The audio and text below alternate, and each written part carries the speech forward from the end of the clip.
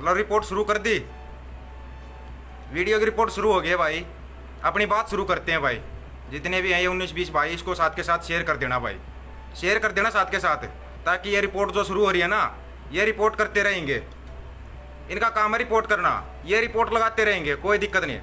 बहुत पहले network problem नहीं है भाई, ये रिपोर्ट लग रही है, रिपोर्ट शुरू हो गई है वीडियो की, इसलिए मैंने पहले बताया था रिपोर्ट लगेंगी। रिपोर्ट लगा उससे पहले अपनी बात शुरू कर देते हैं, ठीक है।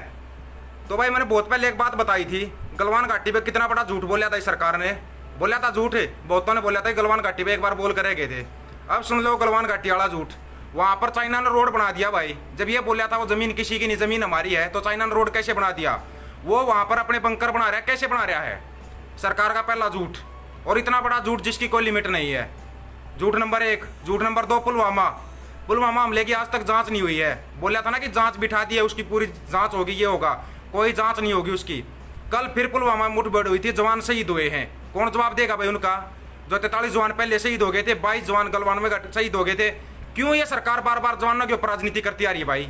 कब तक बार बार ये जवानों के ऊपर राजनीति करेगी सरकार? फिर बोलते हैं कि एक सैनिक होगा, आवाज वो मत कर, ये मत ना बोल, सरकार के खिलाफ मत बोल। क्यों नहीं बोल रहे सरकार के खिलाफ? अगर ये सरकार जब तक सैनिकों के ऊपर राजनीति करती रहेगी ना, बिना बात के सैनिकों को शहीद करवाती रहेगी, बिना बात के, कोई वो नहीं है। इन्होंने सिर्फ अपनी राजनीति चमकाने के चक्कर में सैनिकों को शहीद करवा रहे हैं, सिर्फ अपनी राजनीति चमकाने के चक्कर में।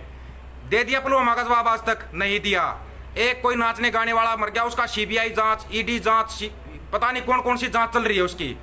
पुलवामा की जांच करवा दो ना, नहीं करवाई ना। श्रीलंका, छोटा सा देश जिसके अंदर छोटा बम ब्लास्ट हुआ था, JNK से पकड़ कर ले गए थे लोगों को, JNK तक उसके तार ढूंढ दिए थे उन्होंने। अगले ही दिन, एक हफ्ते के अंदर अंदर JNK से जो उधर के मुजरिम थे ना, उनको पकड़ के ले गए थे और देना पड़ा था इंडिया को। और पुलवामा की जांच आज तक नहीं। 2-2.5 साल हो गए उसकी जांच की, आज तक नहीं की कोई भी जांच, और ना ही जांच होगी। कितना ही चिल्ला लेना, कोई जांच नहीं होगी इसकी। झूठ नंबर 2। पहला झूठ गलवान घाटी पुलवामा का हमले का था, गलवान घाटी का झूठ था। तीसरा झूठ, जो ये 1983 PTI टीचर निकाले थे, इनको नहीं लिया। अभी 6000 JBT टीचर निकाले जाएंगे, 6000, ध्यान से सुन लेना, 6000 JBT टीचर निकाले जाएंगे, जिनको कि नोटिस दे दिया गया है। 6000 JBT टीचर निकाले जाएंगे हरियाणा के अंदर से। कौन बोलेगा? कोई नहीं बोलेगा, ना ही कोई आवाज उठाएगा। क्यों नहीं उठाएगा? नंबर सबका आएगा। बहुत पहले बताई थी मैंने, नंबर सबका आएगा। 1983 PTI टीचर आज तक रोड के ऊपर बैठे हैं, अब इनके साथ 6000 JBT टीचर बैठ जाएंगे इनके साथ रोड के ऊपर। तीसरा झूठ हो गया। चौथा झूठ, सरकार ने 4 वो वायदे किए थे, वायदे 4 किए थे ना, 370 को हटाना, राम मंदिर का, 3 तलाक का, और स्वामीनाथन की रिपोर्ट को लागू करना। 4 वायदे थे सरकार के, मेन वायदे, बीजेपी गवर्नमेंट के मेन वायदे थे ये, ठीक है। 370 को हटा दिया, बड़ी अच्छी बात है। राम मंदिर बन रहा है, बहुत अच्छी बात है। 3 तलाक को रद्द करवा दिया, बड़ी अच्छी बात है। स्वामीनाथन के बारे में कब फैसला आएगा भाई? कब फैसला आएगा स्वामीनाथन आयोग की रिपोर्ट के बारे में? और स्वामीनाथन आयोग की रिपोर्ट के ऊपर अच्छा भला ध्यान जा रहा था सबका, सभी पोस्ट भी डाल रहे थे, सभी आवाज उठा रहे थे। उसके बीच में गवर्नमेंट क्या लेके आई? 3 अध्यादेश गवर्नमेंट ही लेके आई है, और गवर्नमेंट की जो संस्थाएं है ना, वो ही इसका विरोध पहले कर गई। पहले विरोध किसने शुरू किया? जो गवर्नमेंट की संस्थाएं, उन्होंने विरोध शुरू किया था 3 अध्यादेश का। कुछ नहीं है जे, बीच में एक आता था राइट टू रिकॉल, सरपंचों के लिए आया था एक कानून, राइट टू रिकॉल कानून, सरपंचों के लिए, जो लेके आई थी गवर्नमेंट। सबको पता था, इन्होंने छोटा सा होकर के देखा था कि ये कानून लेके आएंगे। इसका ज्यादा विरोध हुआ ना, संसद में जाते ही इसको कैंसिल कर दिया, संसद में जाते ही। ऐसे ही ये 3 अध्यादेश आए हैं ना, इनको संसद में बैठते एक बार ये 10 तारीख का आंदोलन हो जाएगा, इनको कैंसिल कर देंगे। क्या है ये 3 अध्यादेश? कुछ भी नहीं है। सरकार ने एक चूर्ण दे रखा है, ये चूर्ण किसानों को। अगर मेन चीज है ना, स्वामीनाथन आयोग की रिपोर्ट, पूर्ण कर्जा माफ, किसानों का, फसलों का पूरा दाम, ये है किसानों की मेन मांग। इस मांग को क्यों नहीं उठाते भाई? ये चूर्ण दे दिया। 200-200 भाई इसका साथ के साथ शेयर कर देना, नहीं तो फिर बीच में पता बार बार आवाज उठानी पड़ती है, कोई फायदा नहीं होता उसका। बार बार नहीं रिपीट की जाती कोई भी बात, और ना ही रिपीट करनी चाहिए।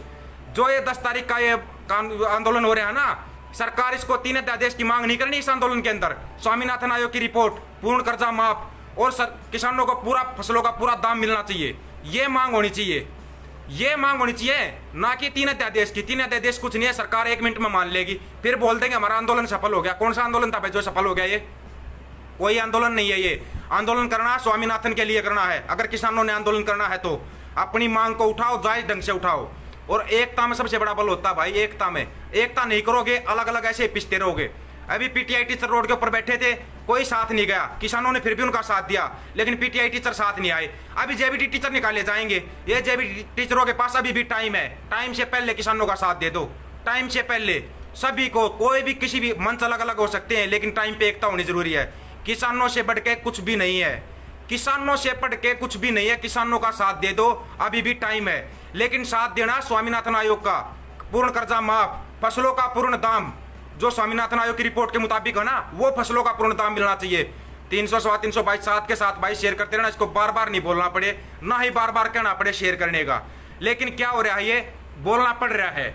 क्यों बोलना पड़ रहा है पता है? नहीं चाहता कोई भी आवाज उठाता, एक दिन आवाज उठाता, दुनिया भर के तो क्रांतिकारी हो गए, दुनिया भर के किसानों के मसीहा बन के कोई फायदा नहीं है। कोई किसी मिशन का मसीहा, कोई कुछ है, ये सिर्फ टांग खींचते हैं एक दूसरे की, कोई मदद नहीं करेगा। बोल रहा था ना आवाज नहीं उठाते, आवाज उठाते हैं भाई, किसानों के लिए उठा रहे हैं। उठाई किसी ने आवाज उठाएंगे, लेकिन फिर टांग भी साथ के साथ खींच देंगे। टांग मत खींचो, अब समय है, बार बार ये समय नहीं आता है। एक बार 2016 में कितना अच्छा समय आया था, लेकिन फिर वही बात है, जैसे 2016 में गलती की थी ना हरियाणा वालों ने, किसी एक को नेता बना दिया था, रोज जाके बिक गया था सरकार के हाथों। किसी एक को नेता मत बनाना, किसानों से बहुत अच्छे तरीके से अपील है ये, किसी एक को नेता मत बताना। एक आदमी को नेता बनाओगे ना, वो जाके बिक जाएगा, वो बिकने वाला काम कभी मत करना। 10 आदमियों की 20 आदमियों की एक कमेटी बनाना, जिसके अंदर ये रखना कि ये बिकेंगे नहीं। अलग अलग आदमी रखना, किसी एक जाति के मत रखना, किसी एक धर्म के मत रखना, अलग अलग जाति अलग अलग धर्मों के, और विश्वास पात्र आदमी होने चाहिए उस कमेटी के अंदर। 10 की 15 की 20 की एक कमेटी बना देना, वो जरूरी है सबसे पहले। नहीं तो आंदोलन करोगे, आंदोलन का कोई फायदा नहीं होगा। फिर वही बात है, 2016 के आंदोलन ने तोड़ रखा है हरियाणा को, ये आंदोलन फिर तोड़ देगा, उसके बाद कभी नहीं उभर पाएंगे, ना ही एकता बन पाएगी, कभी भी नहीं एकता बन पाएगी। अगर अभी एकता बन रही है ना, तो इस एकता को ना मजबूत तरीके से बढ़ाओ और मजबूत तरीके से इस बात को उठाओ। और ये जितने भी जो मेरी टांग खिंचाई करते हैं ना, इन सवालों के जवाब दे दो भाई। गलवान घाटी का सच आज तक क्यों छुपाया गया? पुलवामा हमले को आज तक क्यों छुपाया जा रहा है? क्यों छुपा रही है सरकार बार बार? क्यों नहीं जांच करवाई जा रही? उसकी जांच क्यों नहीं करवाई अभी तक उसकी? बीएसएफ, सीआरपीएफ, सीआईएसएफ, पुलिस वाले जितने भी हैं, जो भी महकमा में नौकरी करते हैं, उनकी तो पेंशन बंद कर दी। वो 15 साल, 20 साल, 30 साल, 60 साल देश की सेवा करेंगे, उनकी पेंशन बंद है। तो नेताओं की पेंशन क्यों नहीं बंद हुई अभी तक? नेताओं को पेंशन, चाहे कोई गुंडा हो, बलात्कारी हो, कोई भी हो, एक बार नेता बन गया, उसकी 60,000 रुपये पेंशन है। क्यों है ये पेंशन? नेताओं की पेंशन पहले बंद करो, नहीं तो बीएसएफ, सीआरपीएफ, सीआईएसएफ जितने भी ना, उनकी पेंशन लागू करो ये सरकार। जो पुराना पे कमीशन का वो था ना, वो लागू करो सरकार। क्यों नहीं लागू कर रहे? या तो पेंशन सभी की बंद करो, सभी की पेंशन बंद होनी चाहिए। नहीं तो नेताओं की पेंशन क्यों है? क्यों है नेताओं की पेंशन? एक अगर गांव में सरपंच बनता है ना, उसके लिए क्वालिफिकेशन कर दी, +2 पास होगा, बीए पास होगा। नेताओं पर कोई क्वालिफिकेशन नहीं है क्या? ये हमारे सिर पे जाके बैठ जाते, 5 साल तक राज करते। कोई अनपढ़ है, कोई अंगूठा टेक है, जिसको ये पता नहीं बोलना क्या है, लिखना क्या है, करना क्या है, उसको हमारे सिर पे बिठा दिया, नेता बना दिया। एक नेता चुना है पढ़ा लिखा, गुड़गांव ने एक नेता चुना है पढ़ा लिखा, राकेश दौलताबाद, जिसने संसद में बहुत ही अच्छे तरीके से आवाज उठाई। और जो एक किसान, विपक्ष की बात करते हैं भाई ये लोग। विपक्ष कहाँ भाई? विपक्ष कांग्रेस के पास अभी 31 सीट है, विपक्ष में बैठे हैं ना, उठा दी किसानों की बात, नहीं उठाई ना, फिर कौन सा विपक्ष है? खत्म करो इनको, कुछ नहीं है। सिर्फ वोटों के टाइम पर इनको किसान याद आ जाएंगे, जातियां याद आ जाएंगी, धर्म याद आ जाएगा इनको वोटों के टाइम पर। उससे पहले ही अपने मजबूत बना लो भाई, मजबूत बनो, आवाज उठाना सीखो, सवाल करना सीखो। सवाल करने का हमारा अधिकार है, सवाल करना सीखो। ना तो मेरे को कोई इलेक्शन लड़ना है, ना कोई चुनाव लड़ना है, लेकिन एक आम आदमी की आवाज उठा रहा हूं मैं, एक आम आदमी की। कोई भी उठा सकता है इस आवाज को। अगर साथ नहीं दे सकते तो टांग भी मत खींचो। टांग अगर साथ देना चाहते हो ना, साथ दो भाई, शेयर करो इसको। और तो क्या करोगे? नहीं तो आप लोग आवाज उठाओ, मैं शेयर करूंगा भाई, मैं बोल रहा हूं ये। अगर मेरे साथ मजबूती से आवाज उठाना चाहते हो, पेज से जुड़ जाओ भाई, आवाज उठाएंगे, अपनी दमदारी से अपनी आवाज उठाएंगे, ना ही बिकना है। अभी बीच में रिपोर्ट लगाई थी उन्होंने, फिर पता नहीं क्यों इसको छोड़ दिया, बाद में फिर रिपोर्ट लगा देंगे पेज की। लगने तो रिपोर्ट लगती रहेगी, बार बार आवाज अपनी उठाते। हक की आवाज जो आदमी नहीं उठाता ना, इंसान की श्रेणी में मत गिनना अपने आप को। जब तक अपनी बोलना नहीं सीखोगे, सवाल करना नहीं सीखोगे, अपने आप को इंसान मत मानो। अगर इंसान हो ना, और इंसान के बच्चे हो, किसान के बच्चे हो, सभी के सभी किसान की कौन का चूर्ण है, इसको वापस ले लेंगे ये। किसान की आवाज की रिपोर्ट, पूर्ण कर्जा माफ और फसलों का पूर्ण दाम, ये मांग है किसानों की। स्वामीनाथन आयोग की रिपोर्ट के मुताबिक फसलों का दाम मिलना चाहिए। क्यों नहीं दे रही है सरकार? क्यों नहीं दे रही? एमएसपी कार्ड आते हैं, अरे एमएसपी का तो मिल रहा है, हरियाणा और पंजाब में मिल रहा है। क्या किसानों की हालत में सुधार आ गया? नहीं आया ना, और ना ही आएगा। बच्चों, किसान की आवाज उठाओ। सर्वे करवा रही ना सरकार, पूरे इंडिया में चल रहा है सर्वे करवा रही है। ये आपका ही मकान होगा, आप लोग ही 3-4 लाख रुपए उसके रजिस्ट्री के दोगे और आपका ही मकान इलीगल घोषित कर दिया जाएगा। अपनी जिंदगी भर की मेहनत की कमाई लगा के एक इंसान मकान बनाता है, अपना मकान बनाया भाई, फौज से पेंशन है, अपनी जिंदगी भर की कमाई लगाई है उसमें, और उसी को इलीगल घोषित कर देगी सरकार।